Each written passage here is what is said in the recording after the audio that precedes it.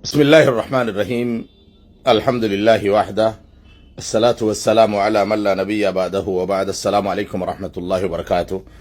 كبجمتوتا في جالتمتوتا أبليين كيا المانتيا أبليين إسلاما ورا كلمة لا إله إلا الله بقرب بقيات لاتي نجي جرات رامسة تككو فدامو دافسيني وورابو كنس قدا كيسالي هركن قبو ولكن wanni tokko yoo daangaa lufeetiin jedhe dubbachuun dirqama ta'ee jennaan dubbadhe.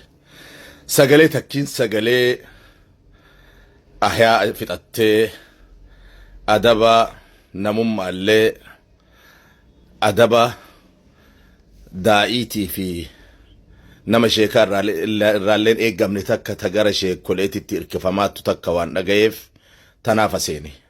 Obboleeyyan kiyya. Miidiyaa kanarratti yoo daawaa goonu akkuma argine miidiyaan tiktookaa kun nu seenseef wama argine dubbachoo miti. Shari'aan islaamaa adaba qabdi. Adaba waa itti man qabdi. Daawaallee yoo goonu muqaddama qabdi. Awwala nama kana aqiidaa barsiisuudha. Toohiida barsiisuudha. Salaata barsiisuudha. Hawaasa salaataan jirre garaachateennee hawaasa ijoollee garii ta gana la ilaha illallah yumdhaaste jetteen jirre keessatti waan biraa barsiisuun diinii maqaa balleessuu ta'a. Kuni baalagummaadha malee waa'ee qaama saalaa ka'anii shari'aa islaamaatii daliila fidaa jedhanii hanga hiddi mataa ka'ee dhaabatu namni asirra bahee nama mormu. An dhaamsi kiyya gabaabaan namoonni akkanaa kun sheekolee bakkan bu'an. Sheekoleen adaba fixatte jedhaa nam tokko dubbii akkasii dubbataar. Rabbi sodaadhaa arrabaan azaaba seennaa. Arrabni kun ofii gaaddisa olee abbaa aduu keessa oolcha waan ta'eef kanarraa akka of eeddan isinii dhaama. Obboleeyyan kiyya, abboonni keenna kaleessa, ulamaa'onni kaleessa, rasuuli rabbii alayhi salaatu wassalaam, sahaabonni illee, warri taabi'aallee, warri ittaanullee akka itti daa'awaa godhe qaba.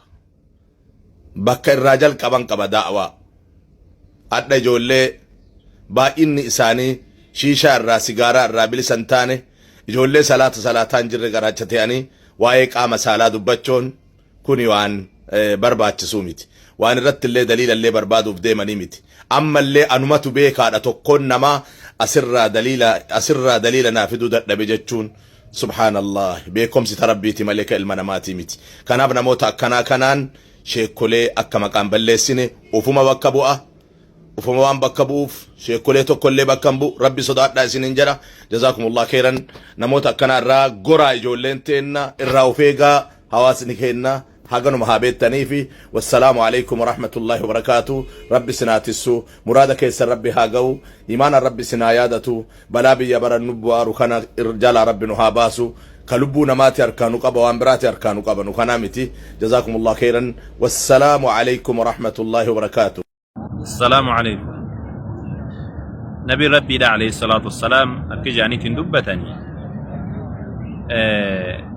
واني إسلام ما كان ديكو يو كان أمو كيس إسلام ما تنديكو دندعو واسدي جان توكو زلة العالم دوغنغرا نمني عالمة دوغنغري كولي قفة شعودا جان لما فار أمو ومنافق يجادل بالقرآن نما منافق على قرآن وامر مراجع سدفع ودنيا تقطع أعناقكم دنيا مرمى كيس مرتوجع النبي ربي عليه الصلاة والسلام حديث حديث بلا كيس تم النبي ربي عليه الصلاة والسلام كجان إن أخوف ما أخاف عليكم الرسودات موان أن سنرة سوداتو المنافق العليم أي عليم اللسان منافق afaan beeku jaan akkana jechuun nama hadiisa quraana dubbata fakkeesseetiin oduu garagaraadha odeessuu jechuudha.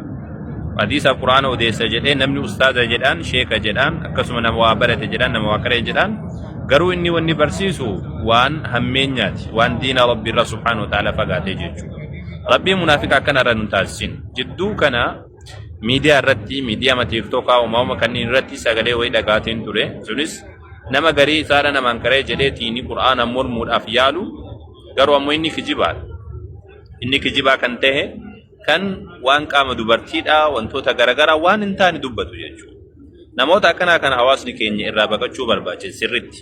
بالغي دملي كن أستاذ ميتي نما كرا ربي رمك ملي نما كرا ربي دا برسيسو داف ديمو ميتي نمني كرا ربي ديمو برسيسا أدبا قبون برسيسا أصوبه كيو جيشو garuu kuni namni quraana qaree hundi yaa jara keenya namni quraana qaree hundi nama rabbiitii miti namni quraana qaree hundi nama sheekaatii miti isintuu miidiyaa kanarratti ustaaza jedhaa kaan maal jedhaa olii gad oofa malee kun ustaaza wayitiyyuu miti durriyyimatu nutti gabbee durriyyimatu quraana qaree erga sani ammoo nutti gabbee miidiyaa kana rabbashu jira ustaaza to akkana godhen jedhina rabbii keessan sodaadha nama sheekaatu akkana godhen jedhina rabbii keessan sodaadha nama durriyyee jedhaan quraana illee haa beeku waan birallee haa beeku durriyyee majedhaan nama diinaa isin barsiisu ammoo nama ilmi isin barsiisu nama diinaa isin barsiisu nama waan qajeelatti isin yaamu ammoo nama khayritti nu yaamu jedhaani walitti makina durriyyoonni ammoo jidduu kana deemtaniiti nama baalagee akkana kanaan sheekatu akkana jechuudha ustaaza jettanii maqaa itti kennitanii olii gad ooftan ammoo fuuldura rabbiitti subhaanahu wa ta'ala gaafatamuudhaaf teessan kijiba keessanirraallee hujii keessanirraallee rabbiin subhaanahu wa ta'ala numa hunda nu haa tiksu warra karaa haqaa irratti gad dhaabbatu rabbiin nu haa taasisu rabbii warra tika isaa jedhe jiraatu nu haa taasisu